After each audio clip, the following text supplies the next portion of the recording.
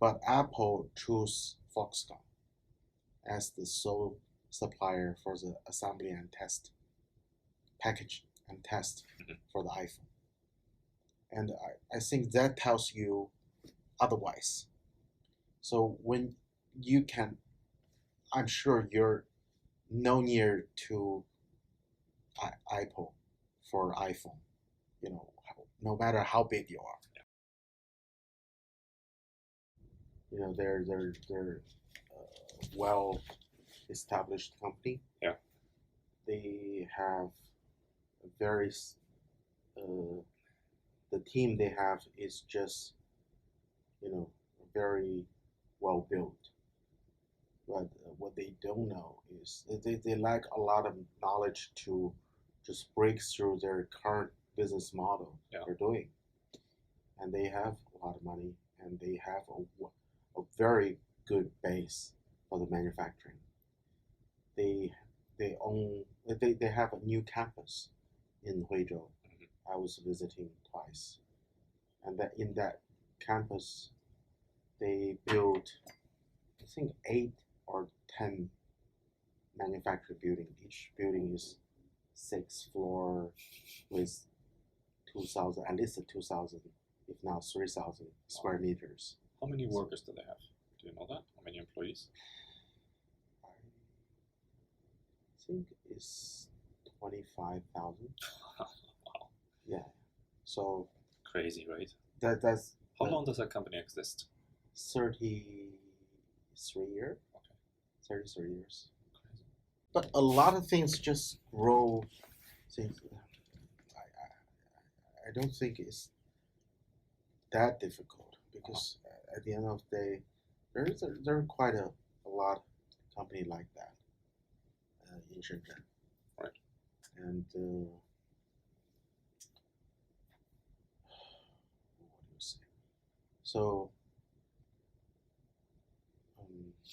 every year now they have a merger and acquisition departments.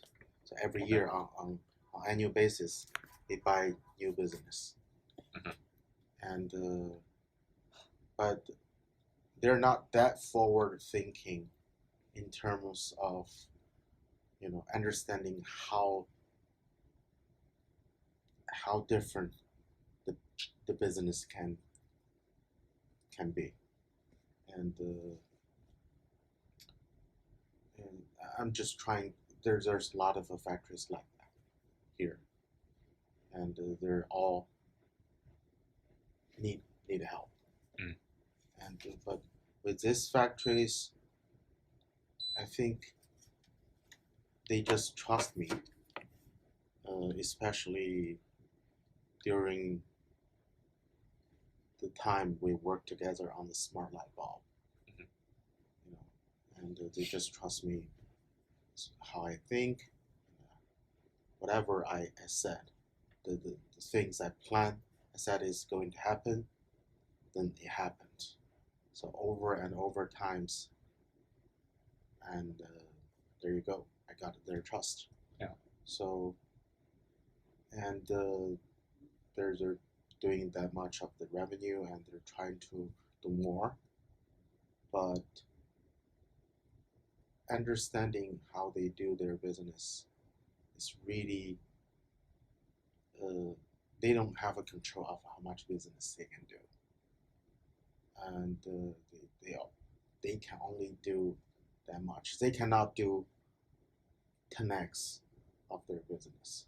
They don't have that. Not what they currently do, at least, right? Not what the current model. They have what it takes in terms of all the hardware, all the credit lines, but it's the people in the team.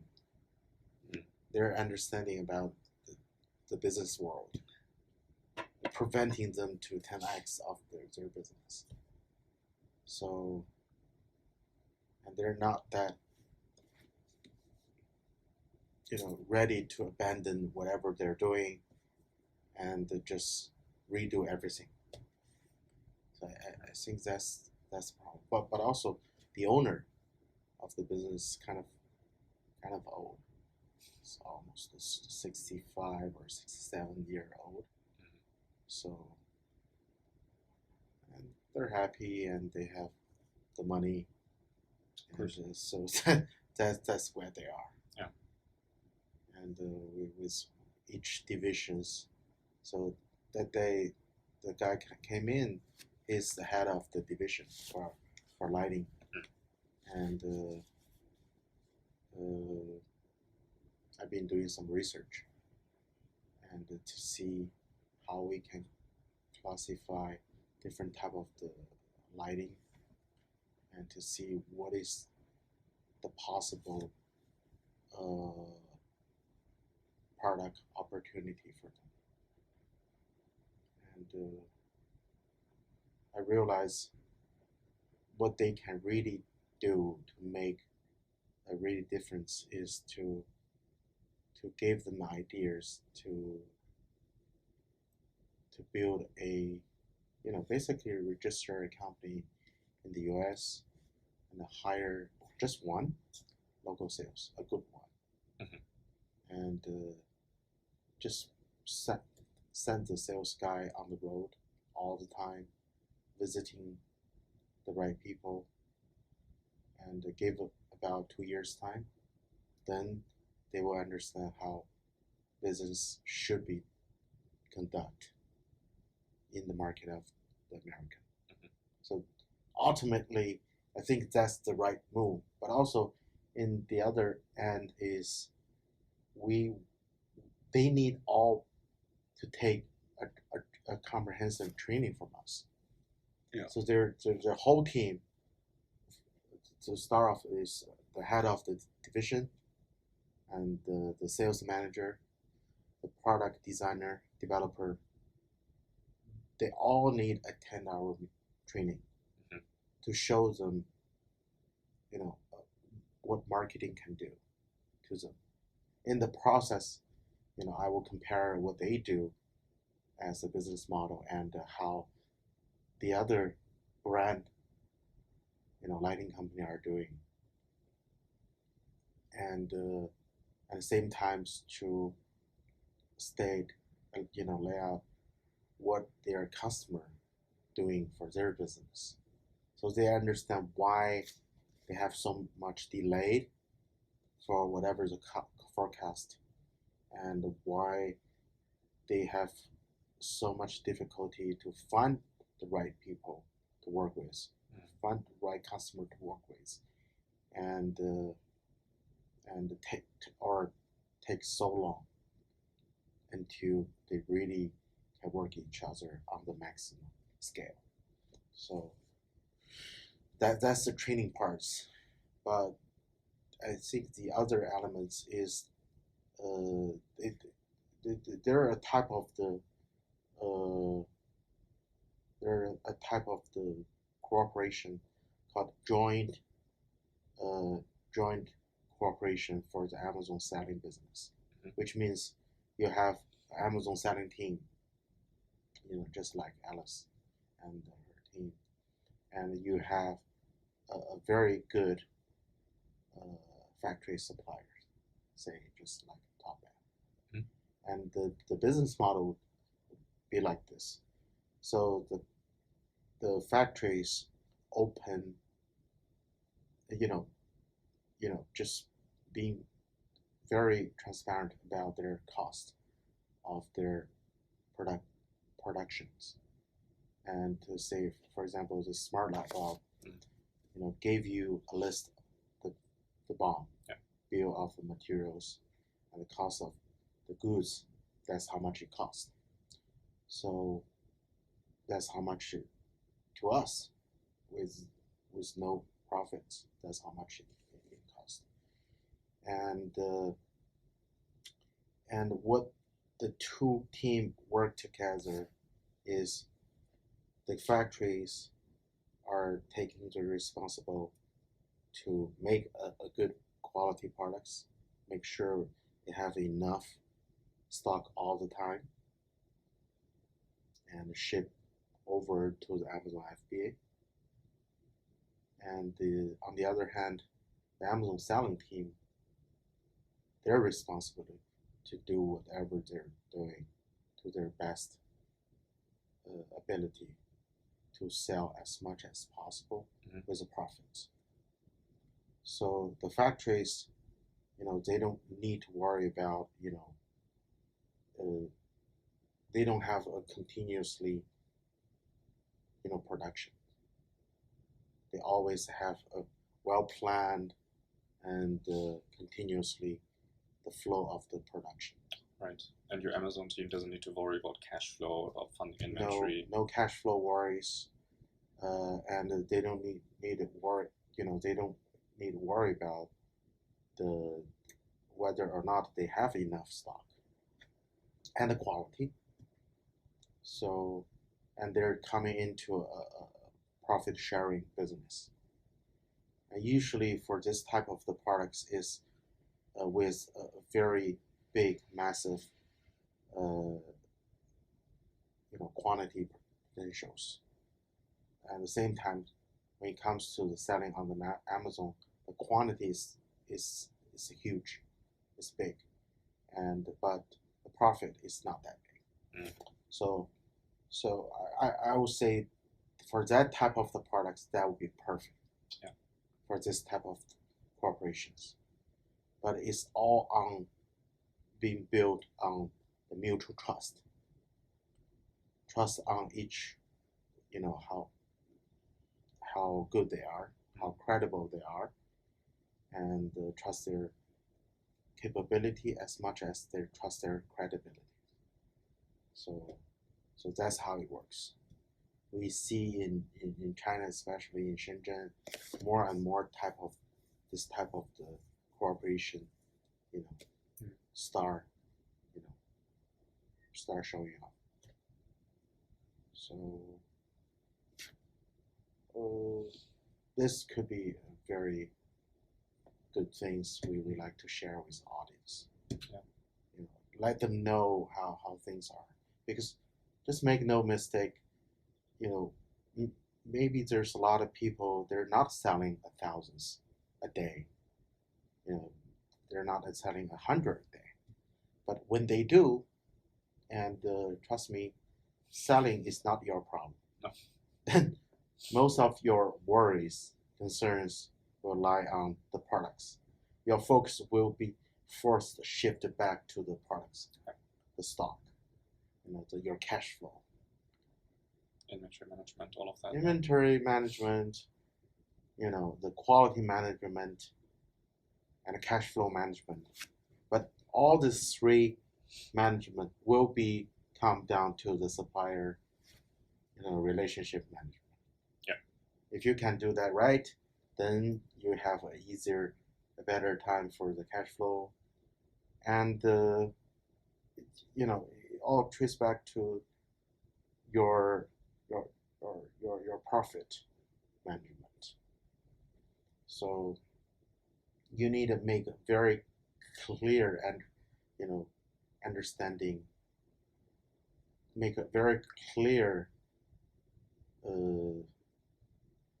understanding between you and your suppliers. That's very important. And the suppliers are not stupid. It's not like, okay, I sell you for $5 of products, then you turn around and sell for $20 or $25. Then I know you're making a lot of money. They don't think that. They know that must be hard. But I'm talking about a new way to make things easier and have a much better chance to success. So I think that's something. There's always a lot of things new that we can share with the EPS audience, and they're all in the different stage of their business, and they have very different understanding and different worries and concerns about starting out a business, growing a business, sell a business. Different stages, yeah.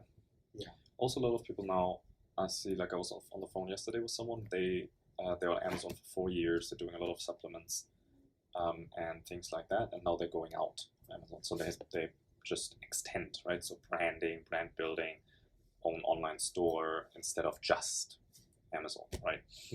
So for people like that, it would be perfect. Just we will gonna have another call, but I propose exactly that. I was like, look, why don't we find new suppliers for what you like? You already have suppliers now that you found through someone or through yourself on Alibaba. Why don't we find a better supplier for you, based on not what's the best price of the product, but based on who's most reliable and most open-minded to work with, and then how can that we can take over relationship management with their existing companies, and then also find new manufacturers for their new product lines, right? So for everything that they launch off Amazon, everything for that can then be drop shipped first until we have the right terms with the supplier after building a relationship. So there are definitely people on that level that need it, that also understand it, because when I say, oh, you're selling for 4 years, so you've probably have seen issues in supply chain, right? And yes, of course, this was an issue in this container and this shipment and blah, blah, blah, right? So he starts saying all these things. So at that level, people understand how important it is. Yeah. But like I say, then also on that level, people are a lot more busy and have a lot more going on and have a lot more pieces to manage. So where it's not you call, you close, done. Like it's, let's see where that leads. Even yesterday, I was on my way here.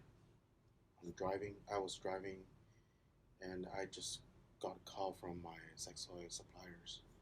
Said he's gonna come in Shenzhen from Dongguan, and he like to meet. So because we still have some quality issues, we need to sit down and we need to break down why this happened. And but in the same taking. So I also like to take this meeting and to find out more about what's going on their end. So I realized, yesterday the meeting was good, and I think all the issues should be taken care of after the meetings. Even though, for example, like the Cocoa Vibrator, this products we have been selling for 2 years. We still have issues. That issue is not that small things that Alice can take care of. Still need me. And sometimes the quality issue is not about. A lot of people, they don't understand this. It's not about how mature you think your supply chain is with this. It constantly require your attention on this. You need to have something there, just put there.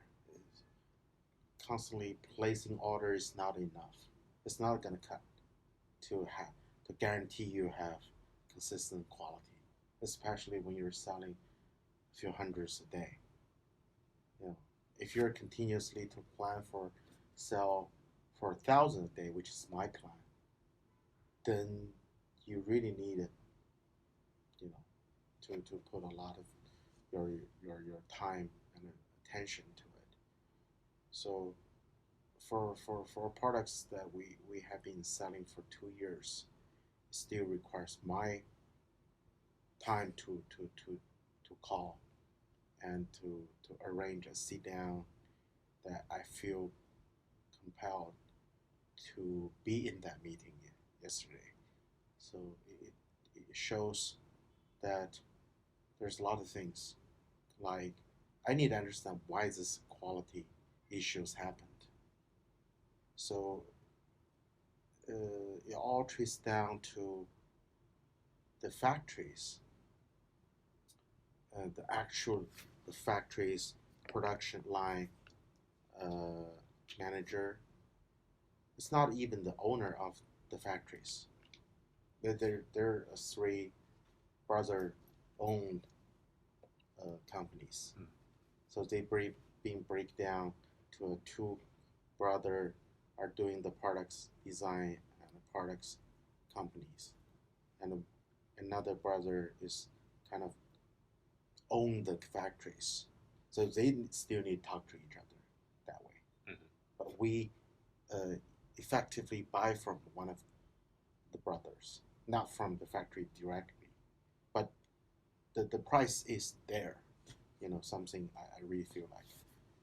And because we are giving an order about 10,000 to 15,000 a month, every month, and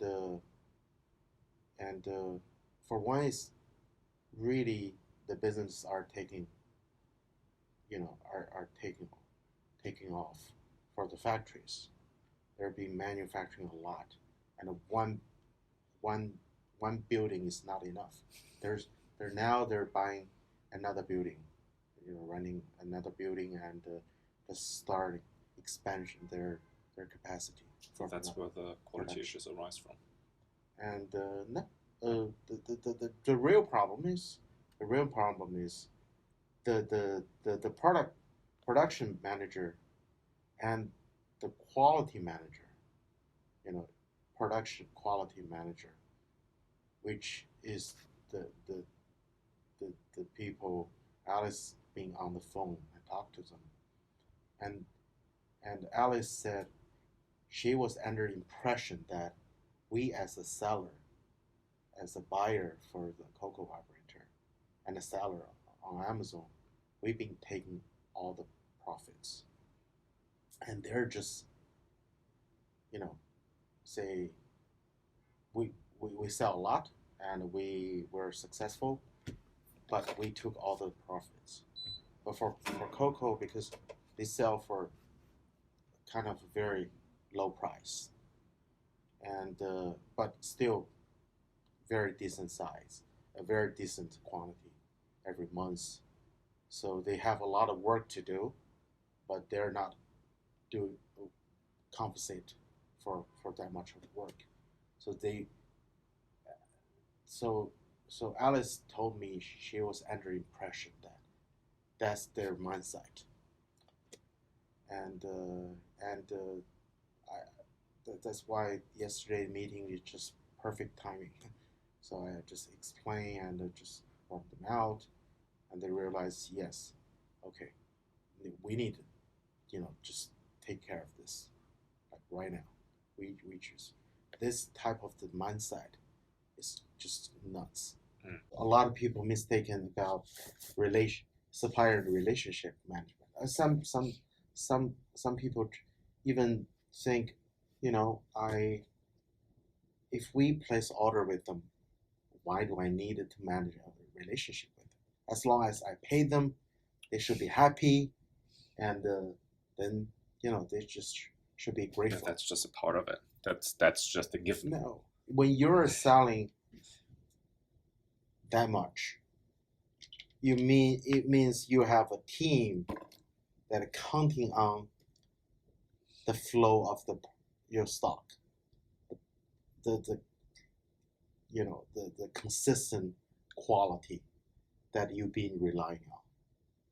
That's not only something you need, but also your team need, because you cannot afford,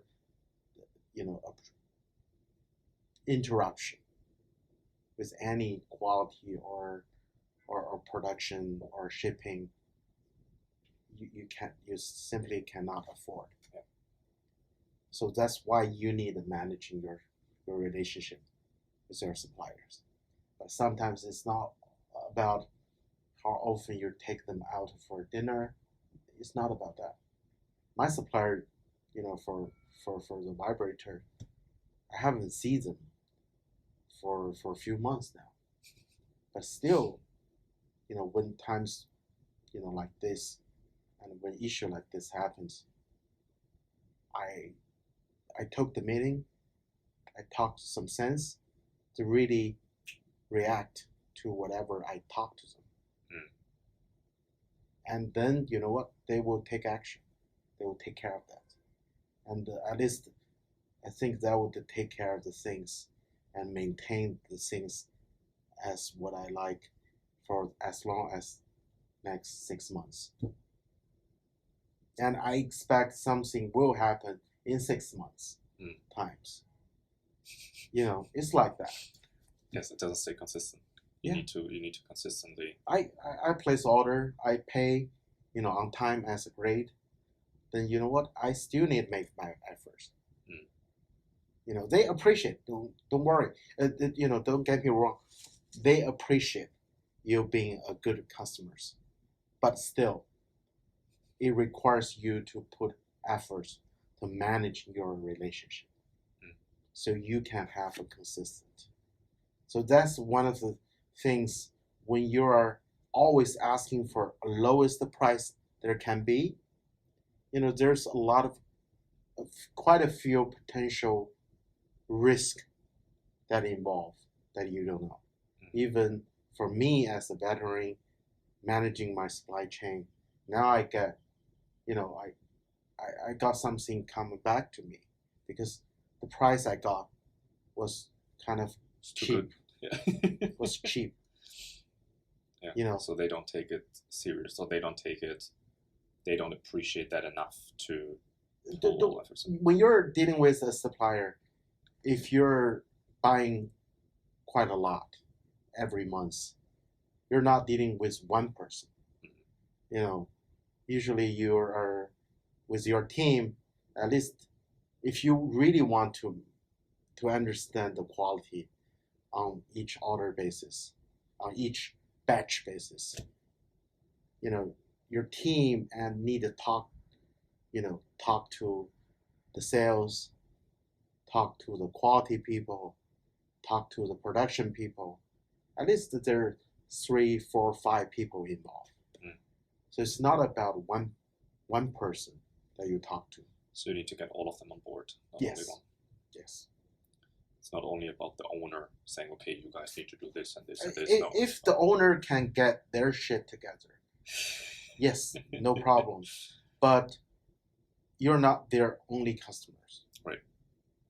And even you are now, you cannot be there. You better not expect, you don't want to be the only customers. It can be, there can be advantage like being like that, but also there will be a lot of disadvantage.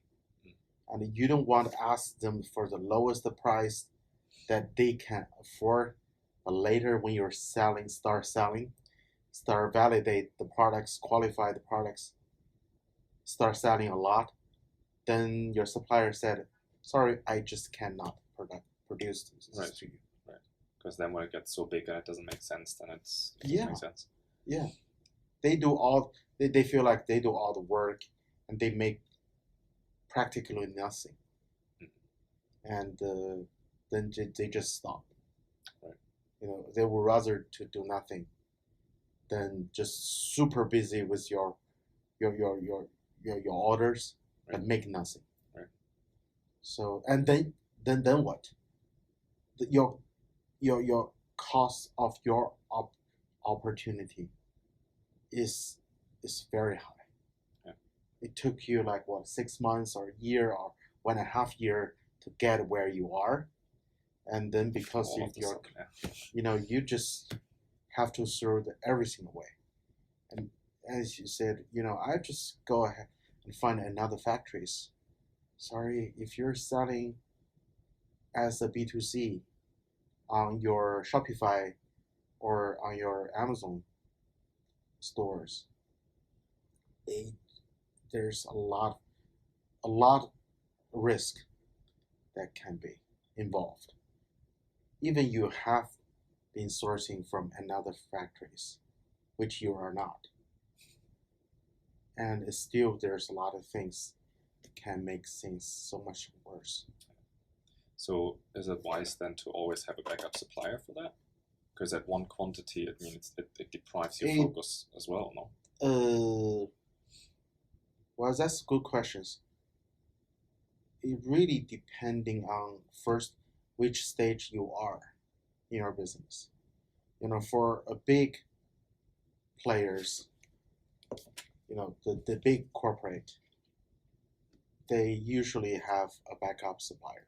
If you're Huawei, if you're Walmart, you usually have one. Yeah. But also to think about one of the most powerful tech company, Apple, and one of the biggest products they're doing in revenue-wise, iPhone. They've been only sourcing from one company. Right. It used to be, for years. Mm. And now it's not the case, but it's been for years only, sourcing from Foxconn Because as there was assembly only, and test. yeah, because testing. there was only one company that could handle the quantity. No, No. It's not like that. There were a few other competitor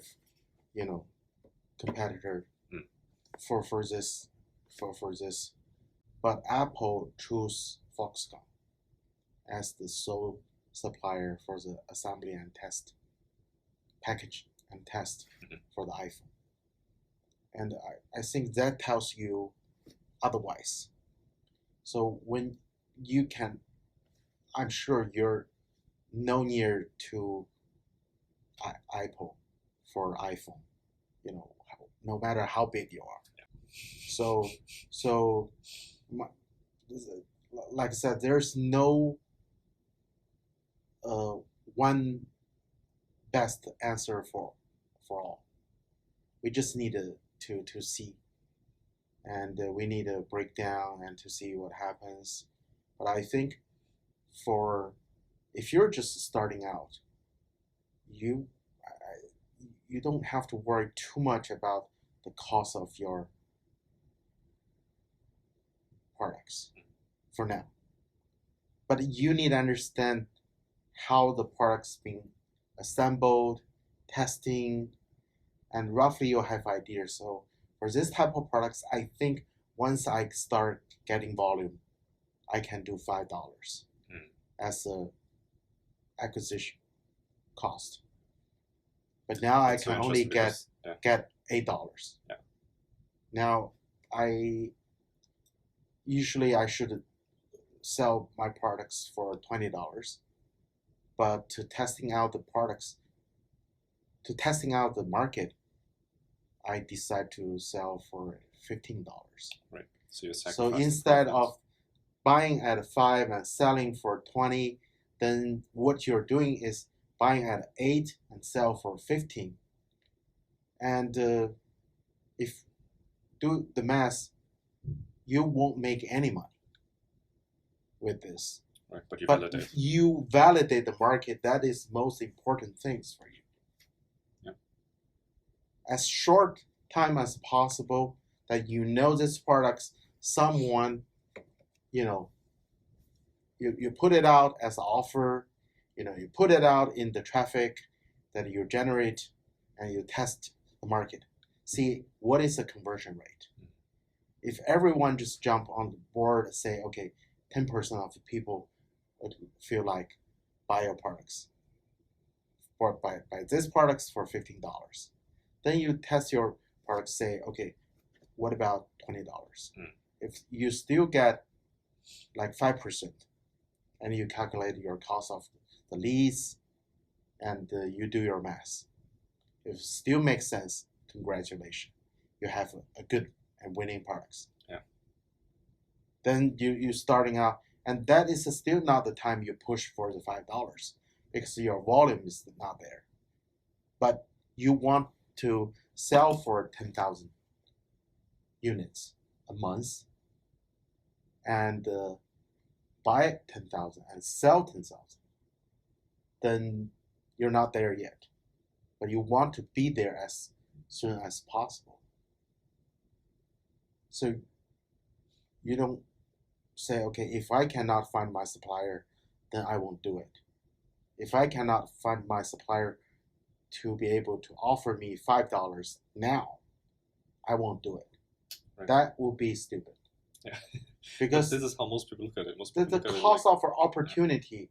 Yeah. Now you have a product versus market that been validated. You test the market out. You get a proving data showing this a good market, you want to jump in as soon as possible. Right. You don't want to waste that. Right. Because that is huge. That is the most complicated thing. That's the most difficult thing, to validate the product, to make it work profitably, and then you can always grow it. You can always work on supply chain. You can always do things like that. But this is the most important thing. And I think a lot of people got that wrong. I think it's the complete opposite. The very first focus is like, okay, who can give me the best price? That's how everyone starts, and no one looks at what does it take to manufacture the product? What price can I get in the future? How can I work with the people? Like, that's not even on the radar for most people. That's the most. That's most of people having trouble to understand, because now everyone knows it's getting more and more crowded and more competitive. And I think if you can find some products that you can buy for very cheap, without committing any number of the purchase, that you get offers for $5 now without actually doing business with them, and turn around you can sell for $25 or $30, then you are either extremely lucky person, or this whole thing is not real. Right. So everyone is trying to understand, that's my buying price, that's my selling price. I want to know for this products, what is the best selling price that can scale up. I want to know this first. And what is the cost of the products that I feel comfortable that I can got scalable profit. That's where I want to be. But usually that's, for example, that's $5, that's $20. Now you can get $8 or $9. Then you look into the product, the cost, the materials, the parts, the labors. With our help, we can break down, buy one, and just tear that apart to analyze for you if that is possible. If we ever reach 5,000 units a month or 10,000 units a month, and we say yes, it's possible, but we need to validate this market first with these products. And it took you 1 month or 2 months, 3 months to validate the market. And then for this product at this cost, at this price, it works. It's really something can be scaled up. Then congratulations, we can do from there. And now you're still buying for $8. I'm telling you, for the first 3 batch, you're probably not making as much money as you would like to. But don't worry, you want to be there, on the volume. Every month you buy 5,000, but now the first batch you can only afford for 1,000 units or 500,000 units. Yeah. But how would you do it?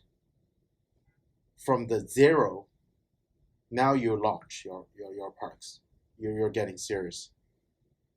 Usually what you should do is you want to get to there as soon as possible without making money, but also without losing money. Because no matter how hard you try to fight from, selling for 100 units a month to selling 3,000, whatever you think you lost in the process, nothing comparing to 1 month's profit once you get there. Right. The cost of opportunity of not doing that is so high. Yeah. Yeah. Because you're missing out. We're talking about selling 5,000 units a month, and now you're worried so much about, all the money I lose for selling 100 or 1,000 units a month. This $2, $3 difference. But you're so much, fixate with the ideas. I don't have that price I like. Then you're stressed. You're so powerless. You don't want to do. Because you cut and you yourself waste out time. of you cut yourself out of all opportunity. You don't think about it. With all the potential profits you lost, it's really nothing compared to what you can really get once you're there. So you want that process as short as possible. For this, it's not even about for a American or European buyer or versus a Chinese buyer. We're all the same. You buy that for $8, I buy that for $8 or $7. Because factory, they don't know how serious we are. You throw out 10,000 units or 5,000 units, they say, okay, that's the price. But when you're say, okay, I can only give 1,000 units, then that's it. Sorry, that's the price. Right. So you cannot just throw out a big number like Indian buyers, and then when you're actually placing order, you get 1/10 of the orders. Then for any serious supplier here, the factories, they won't fall for it. Right. Otherwise they will be closer the door long time ago. Yeah. So there's no trick. My way to dealing with suppliers, being very genuine, being very transparent, so they can actually help you. Yeah. You don't assume everyone is gonna scam you. Everyone is gonna, just take advantage of you. Yeah, take advantage of you, because it's tough environment. It's a very competitive market. Right. If you can be very transparent, if you can be not afraid to tell the other parts, the factories about who you are, what you do, and how you do it, then you don't earn their trust. How can they help you? Right. And with our help, with EPS help, we're gonna make sure you talk. We together are talk to the right suppliers. It's not a scam artist. As long as we can open ourselves up, being transparent, tell them the truth, they will help you. Right. If they can afford to quote you for products for $7, they won't quote you for products for $8. Right. Let me just say the list. Everyone say, for your first batch of order, you only place order for 100 or 500 or 1,000 units. $1 difference is not making that much difference for them. No. Trust me. So they want you to succeed. They want you to success. So they have a long-term business. Right. The right suppliers. That's what they want with you. Right. The right supplier, and that's why it's so much more important to find the right, reliable supplier than finding the best price. Yeah, the best price can give you now, and who knows who they are. Right. And maybe they are a wholesale company. They just happen to have one batch of stock. They just want to liquidate. Yeah. They sell to you, yes. and you feel happy because you finally get that for the price you want, and took you 3 months to sell, and finally this product works, and if you feel so happy, you come back to them, they say, sorry, that will be the last batch I can supply you. Right. That's it. Sorry, we had this comment said this as well. She had the same situation, but with a factory. So they were producing, and then after Chinese New Year they switched, and they were not making that product at all anymore. They switched their complete production, and they're like, okay, we're not doing electronics anymore. Now we do silicone stuff. I don't know. It was like a complete different thing. Yeah. Yeah. So, before you go to them, the price is actually, everyone knows the price is very important, but to trust me, that's not even the first thing we should vet our supplier for. It's about, are they a serious manufacturing for this type of products. What is this particularly model in the eyes of theirs? How long will they keep producing this? What is their advantage in terms of the quality, delivery, lead time, and the cost of the products? And once you have all the answers and have all the right answers, then you won't get scammed on the price. You will get the right price. If you're being serious, if you're being transparent with them, they will give you the price that is there. Yeah.